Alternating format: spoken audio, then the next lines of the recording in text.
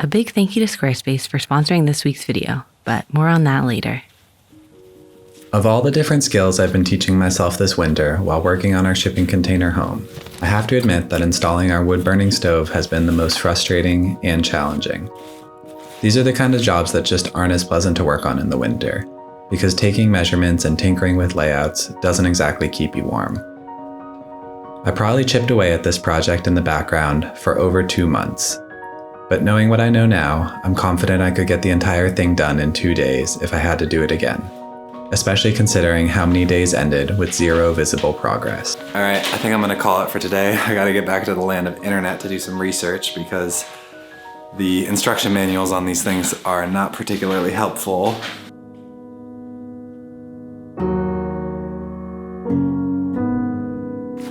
All right, not a lot of physical progress has gotten done on the wood stove, but I did about 15 hours of research and I placed it where I think it should go.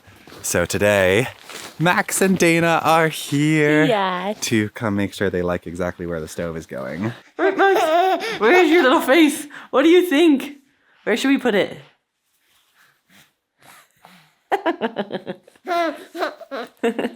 Yeah? Are you excited? It's gonna be very fun. And you're gonna build like a little fence around it so Max doesn't touch it? So the original placement of the stove was supposed to be in this corner, which is really nice, but I realized the way I bought this window, it only opens from left to right. So you have to stand here, open the window, and then this is like the nicest spot here to stand and look out the window. So if you put a stove here, then imagine, A, you can't like look out the window, and B, you'll have to like open it from here. I mean, I like this because then there actually is that room for all of us to be around it. And then Freya's bed could go here. Yeah, or in this corner. Yeah. And that's so much nicer with the windows. Like, then it's not messy. Yeah. Hey, pretty girl. What do you think?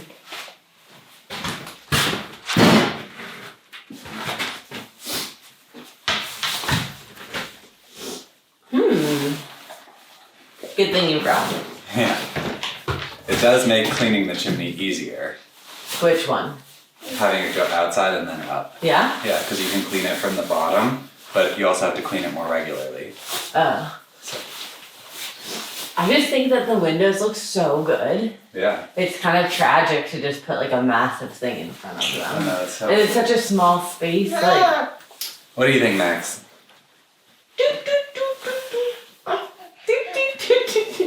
So, new plan is to put the wood burning stove here, and the chimney is going to go horizontally and then up outside the shipping container so we don't ruin our beautiful windows.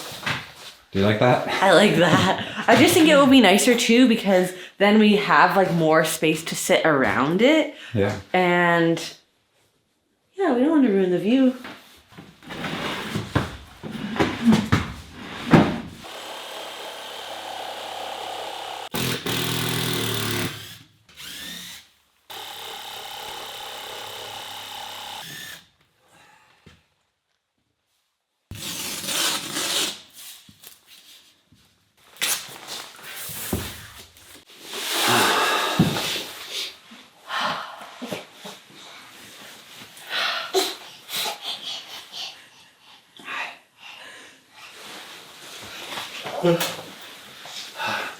Hi, little nuggets. This is like perfect. Okay. Yeah. So I wonder, yeah. It's a bummer to have to like put a fence around it. Yeah, the beauty of if we do it this size is I could weld like a steel tube that goes like this and then like that. So it's not walling off the whole area. Yeah. You know? Or we could look into like what temporary options are. But Yeah. I can make it so it's temporary, the welded thing. oh, cool. Like it just screws into the walls. Yeah, I like that. Alright, so the blue tape on the floor is the dimensions of the cement pad that I need to pour. Then we're gonna have that opening through the wall over there. And then this is kind of just for reference. This wall will need a wall shield out of steel, but I'm gonna get a thicker piece of steel, I think, for that. Took a really long time to figure out where to put this stove. This seems to be a good compromise between very, very safe, but also not taking up a ton of space which is not easy in a shipping container. But having it bent out horizontally and then outside, I think is actually going to be much nicer. And also way easier because I don't have to waterproof the ceiling. So the next step is going to be to make a mold for the cement pad. I went to the hardware store yesterday and got this stuff called melamine or something. It's basically just like plywood covered in plastic, but I watched a couple tutorials on how to pour cement countertops, and that's actually why I want to do cement under the wood stove, just to practice, because I'm thinking of doing cement countertops in the kitchen. They didn't have the like correct cement that people recommend for countertops at either of the hardware stores. You have to special order it, and it's going to take a while. So I'm going to do this pad with just other cement that I think will also work. And then for the kitchen, we'll special order the stuff so that it's extra smooth. The concrete pad is done. It's curing. It's like 50 degrees right now, and it looks like the weather is actually going to be pretty good for a couple days. Just have to make sure Freya doesn't jump in here. I have a like special concrete heating blanket that I think I'm going to put on it because tomorrow night it should be freezing temperatures. And since we're off grid, I'm going to run it off of a small portable battery. I don't really know how well it's going to work, but we're going to give it a go. 5.9 hours till empty. That's crazy. That can't be right. Really good news, team. Look at this.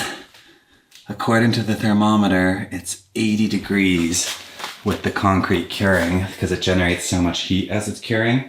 And if you look at the battery, it looks like it barely ran at all last night. 86%, so maybe it was on for like half an hour or so. So the concrete cure is going really, really well. We got super lucky with the weather, and I think using boiling hot water so that when you mixed it, it was like a warm mix, has sped up the curing. But tomorrow night it's supposed to freeze, and I think this will be in really good shape by then.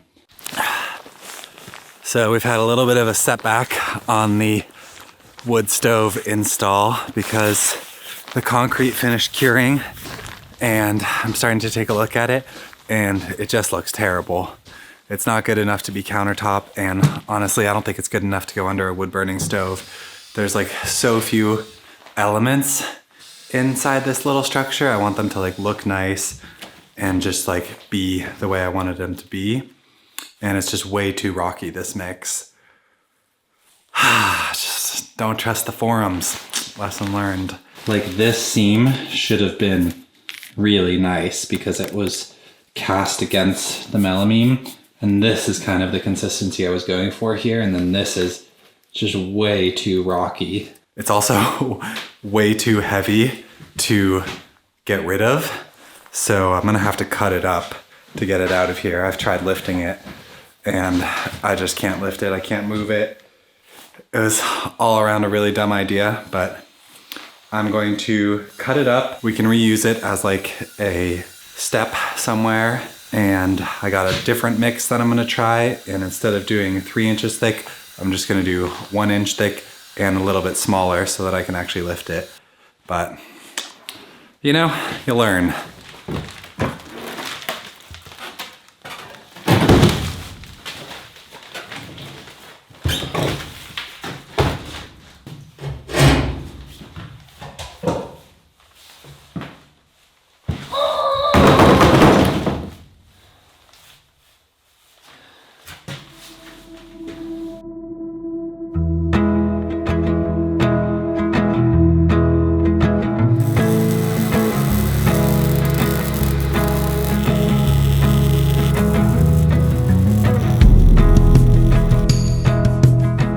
So for my second attempt at a cement pad, I decided to make a steel mold to cast into. In hindsight, it would have been even better to design the mold upside down so that I could have just removed the melamine board and flipped the entire thing without having to remove the cement from the steel case, which caused the concrete to break into 3 pieces. A little bit of wire mesh would have helped strengthen the mix as well, but the break was kind of nice because it made the cement so much lighter and easier to work with. I also decided to cut up the floor and build a support system under the pad so that when we install floorboards, they can be perfectly flush with the cement, which will look really, really nice, and make the room feel more spacious, since there won't be a division between wood and cement.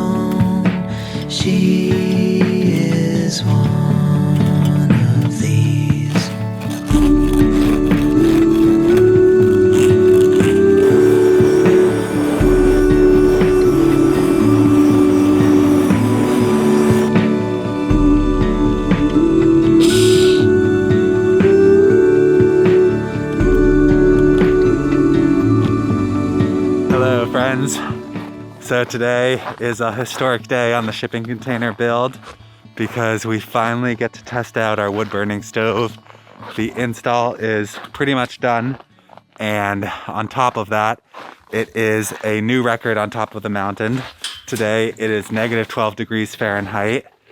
I think it's gonna rise up to like maybe 5 degrees by the end of the day, but it's a cold one, hence the crazy outfit.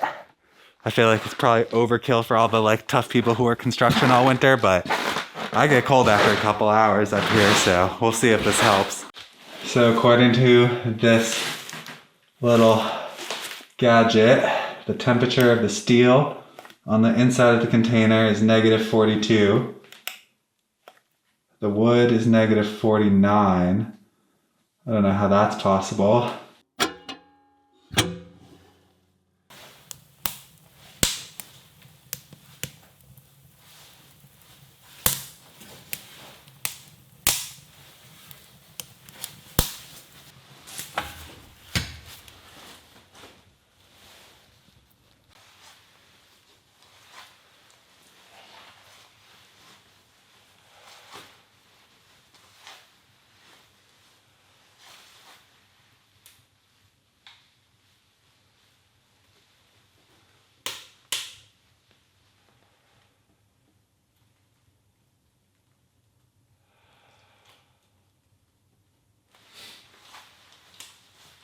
This is gonna be your spot, girl. This is gonna be your spot right here.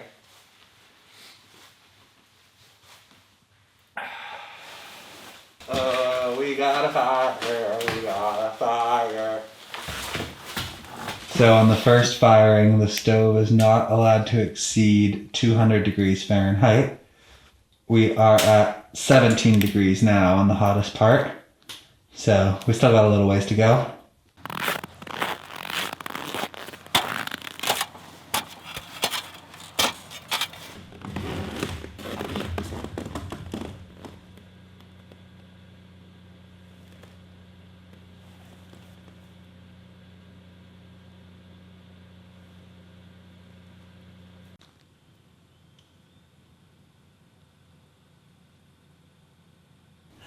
So, change of plans. It is so cold outside that Freya's paws seem to be hurting from walking on the snow. It was really sad. She was like limping around a little bit. So I'm going to take her back to Dana's parents' house and she can enjoy the warmth. And then I'll head back here and keep working. But the first fire worked.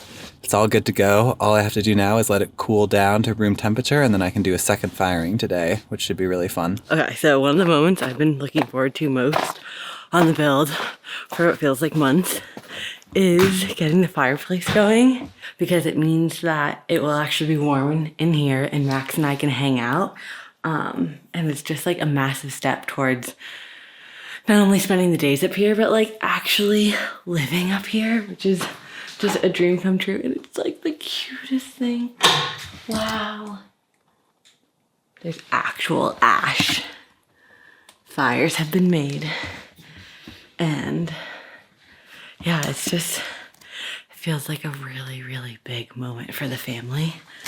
This is something that I think was weighing on Lou's soul a lot.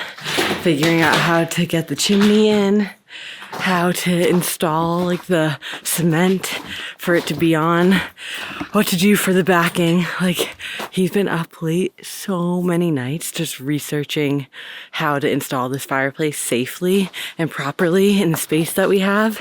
And I feel like it just turned out better than we could have even imagined. At first I was like, oh, I don't know about the placement, but it's just great, like seeing it in reality. I don't know, it's weird thing when you like have something in your mind and you've been picturing it, and then when it shows up in reality and it's even better than you imagined, it's like the nicest feeling. So I think I'm gonna go get the boys. They're on a walk and we should fire this thing up. Max, he's seen fire in a fireplace, I think, but not fire in our fireplace. Okay.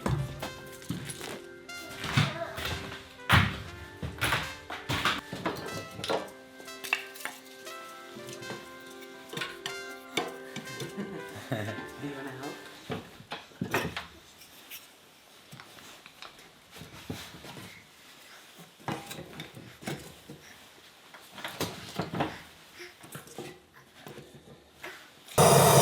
We gotta get you something other than a blowtorch.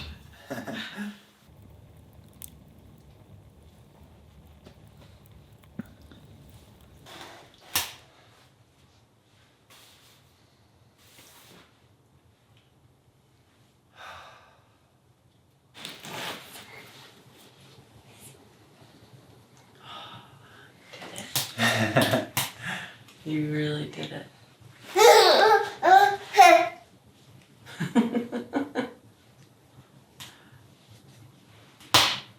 So cute. Isn't it really cute? Yeah. They nickname it the Little Giant. I love that. That's like Max. Right?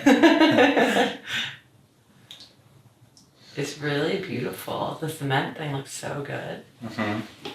Ooh. I love that we have the chimney on the outside. Mm-hmm. It's so much really cleaner. nice. And you can make tea on top. Yeah, I will. I was at a party yesterday and they had on top of it like a ceramic bowl, and in it they put homemade cider with spices and stuff, and they said that like, oh, you can like slow cook it all day and it becomes more and more oh, wow. I can knit by the fire. Those are the good It's gonna be spots, so isn't nice. it? Honestly, like even when you get it just set up for the day, I can have him like nap right there, and I'm just gonna sit here and knit Yeah. and do fun stuff. And I think having the floorboards flush will be nice because then you'll just like, you can put your just feet. Yeah, that's why we have to think about how we want to block it. Yeah. So while we sit in the container and admire the fire that Lou built with so much hard work, I want to take a second to thank Squarespace for sponsoring this week's video. One of the reasons I love our website is because having an online store where we can share our cookbooks inspires me to keep creating new recipes for our growing family. Squarespace handles the logistics and the rollout with beautiful functional templates, and I handle the creative work in the kitchen. If you'd like to start your own website or online store, head to squarespace.com/wildlyroam for a free trial and 10% off your first purchase of a website or domain.